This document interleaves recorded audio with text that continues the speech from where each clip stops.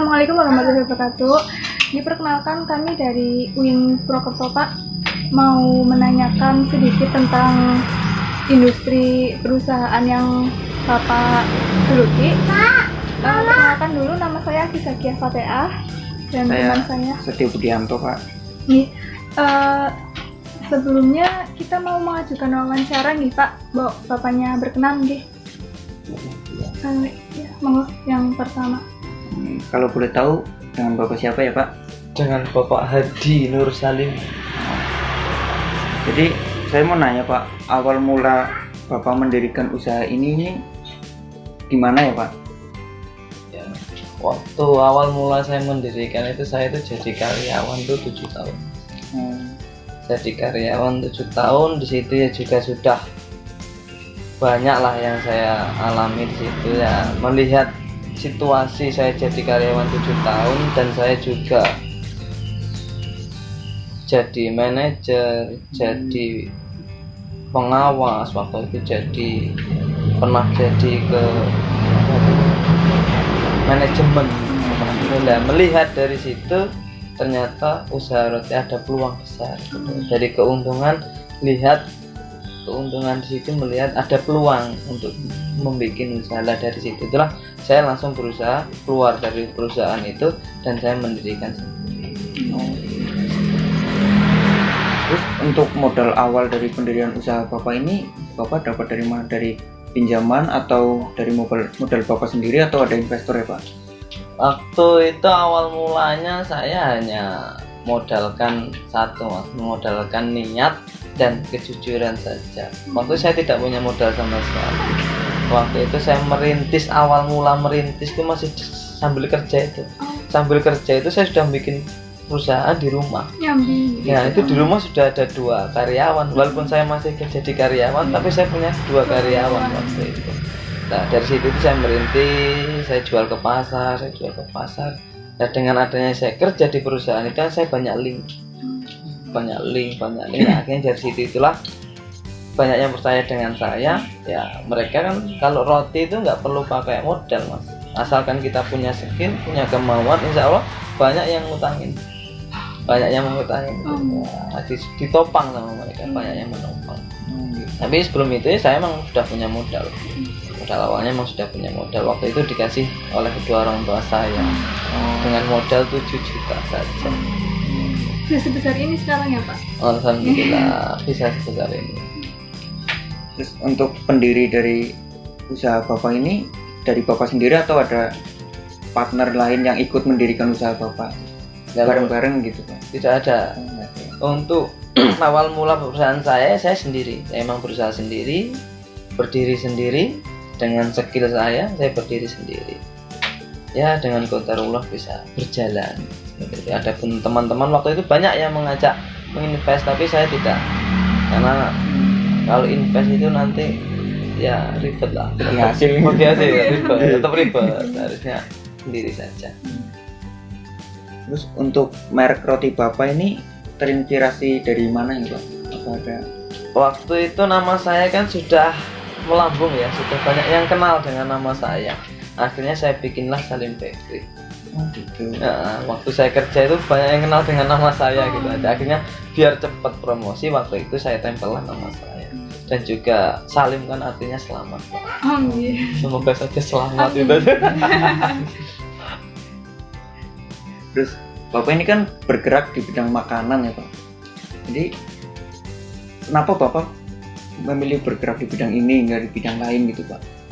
Kalau makanan kan termasuk pokok, Mas. Roti kan hampir bisa dikatakan nanti termasuk pokok kedua setelahnya beras, setelahnya nasi, termasuk bahan pokok. Makanya saya ngejar ke arah sana, hampir ke sana, semakin ke sana, insya Allah orang akan banyak mengejar ke dunia roti, Mas.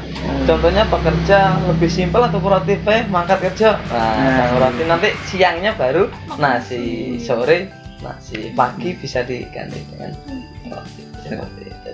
Bisa dibilang udah masuk ke pokok kedua ya, pokok kedua. Bahkan pemerintah pun sudah mau bisa menggeser nanti itu makanan pokok kedua dialihkan dengan roti. Yang lebih dekat lah dengan makanan. Terus selain roti ini Bapak ada usaha lain nggak Pak? Selain roti saya dagang mas. Dagang. Dagang saya juga dagangnya jauh dari Pemalang sampai semua Pemalang lah, sampai Satu Krasidenan saya memang saya pegang. Dari Patik Raja sampai Sidarja, dari Gombong sampai Kebumen sampai Ambal. Jadi memang saya jualan sendiri. Ini jualan apa ya Pak kalau boleh tahu ya? Roti itu, ini roti dari kiriman Bandung. Oh, Saya juga produksi sendiri, saya juga ngambil punyaan teman. oh gitu. Itu untuk untuk apa namanya ya, supaya kita tahu pasar dan tahu keadaan betul pengalaman juga ya gitu. untuk pengalaman. Berarti untuk pemasaran produknya Bapak ini udah mencakup kemana aja nih Pak? Apa warga sekitar apa udah luas ke pasar-pasar? Satu Krasidenan, sudah Satu Krasidenan, Barli Mas Cakep. Sudah saya pasarkan sebarli Mas Cakep mas untuk pemasaran. Tapi ya kebanyakan emang tak bawa sendiri, karena kalau dibawa orang kan tetap sulit mas. Ketika barang banyak, orangnya sakit, ya bisa apa-apa. Kalau kita bawa sendiri kan tinggal nyuruh orang bergantian, mas dengan berangkat, seperti itu. Akhirnya bisa berjalan terus.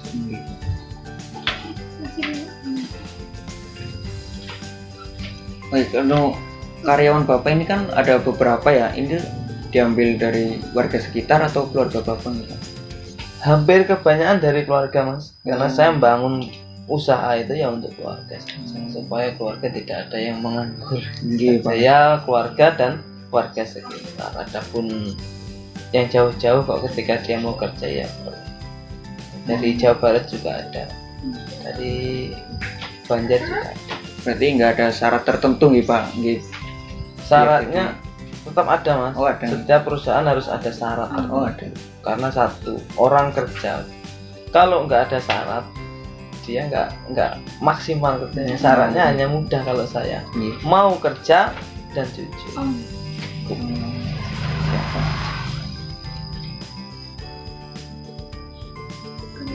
Terus berarti untuk sekarang ini Bapak punya karyawan berapa nih Pak kalau boleh tahu? Untuk setelah COVID ini karyawan saya itu tinggal 10. Kalau sebelumnya itu kurang lebih ada 20. Berarti COVID ini cukup berdampak nih Pak buat Ya, perusahaan. bukan berdampak lagi, ya luar biasa. Luar biasa dampaknya, emang luar biasa. Karena apa ya? Sana sini ditutup jalan, akhirnya kan dampaknya luar biasa. Untuk makanan itu luar biasa. Kayak pemasaran nurun nih Pak. Menurun, jelas menurun. Akhirnya di pasar dibatasi. Oh gitu. Dibatasi, banyak yang dibatasi. Dan waktu awal-awal COVID kan banyak jalan yang disekat, banyak jalan yang ditutup. Akhirnya pemasaran saya waktu itu nggak bisa jauh, hanya Kebumen, Cilacap, yang arah Pekalongan sana kan susah mas. Masuk banyak pencekatan. Ya, lanjut pertanyaan berikutnya ya Pak. Monggo. Menurut Bapak, untuk usaha Bapak ini apakah mungkin menginspirasi generasi muda setempat atau bagaimana Pak? Harusnya menginspirasi, harus menginspirasi. Karena kenapa? Roti itu kalau kita orangnya pikirannya itu bagus, saya kan mangsa pasarnya ke pasar. Kalau jenengan pinter buka outlet itu bagus, hasilnya itu luar biasa. Kalau outlet dibandingkan dengan pasar, kalau jenengan bisa bikin outlet, satu bisa banding 10. Seandainya ini dapat 1000, di outlet itu 10.000, hasilnya bisa jauh, bisa 1 banding 10. Bisanya 1 kantong, kalau di pabrik ini mungkin untungnya 500 atau 300, kalau di outlet 1 kantong bisa 2 juta tuh untungnya. Seperti itu. Harus menginspirasi, karena roti ya banyak yang sukses di roti itu, yang tidak ya banyak. Untuk hambatannya sendiri gimana ya Pak? Apakah ada hambatan yang Bapak rasakan? Hambatannya itu kalau bikin roti UKM itu di karyawan.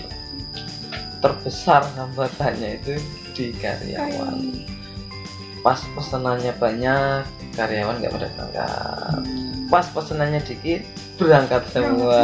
Nah itu akhirnya kan kendala terbesarnya di situ Mbak, hanya di karyawan. Berarti mungkin nggak ada shift-shiftan atau pembagian. Dulu ada sih Mbak, saya dulu 24 jam. Oh, Dulu saya Itu untuk produksinya Pak. ya produksi Pemasaran ya gitu. produksi itu. Produksinya itu mulai jam 6, dulu jam 6 pulang sampai jam 4. Setelah itu ganti shift, mau berangkat habis maghrib, pulang sampai jam 2 malam, jam 3. Yang produksi ada pun yang packing kan waktu itu cepat, kalau packing cepat mungkin satu shift. Tapi setelah masuk covid ya cuman satu shift saja, terkadang seminggu saja liburnya 2 hari. Luar biasa. emang COVID ini berdampak buat semua kalangan sih Pak. Iya, ya luar biasa dampaknya Pak, luar biasa. Saya saja selama COVID itu untuk nalangin supaya nggak libur anak-anak itu bisa puluhan juta. Wow. Itu bukan untuk supaya nggak berhenti, itu nalangin itu puluhan juta. Ya, jika boleh tahu Pak, kemana limbahnya dibuang? Kalau limbahnya kami bakar Mbak, Apakah? di belakang itu Berarti ada tempat? ada, kita buatin tempat lalu kita bakar untuk kulit telur, untuk sampah semuanya kita bakar. Untuk kerdus-kerdus yang masih layak ya kita jual. Kerdus-kerdus kita kumpulin, setelah itu kita jual.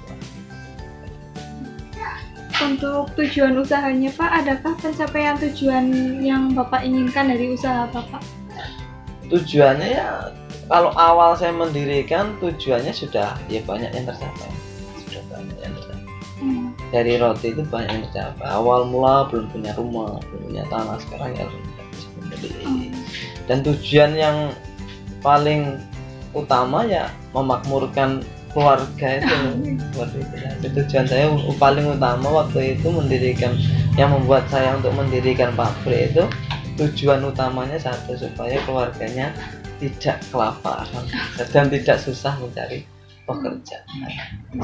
Itu tujuan utama. Apalagi Betul.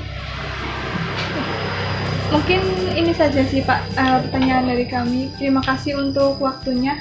boleh. Dan Sekian nih Pak. sekian Mungkin nih, ngomong. Pak.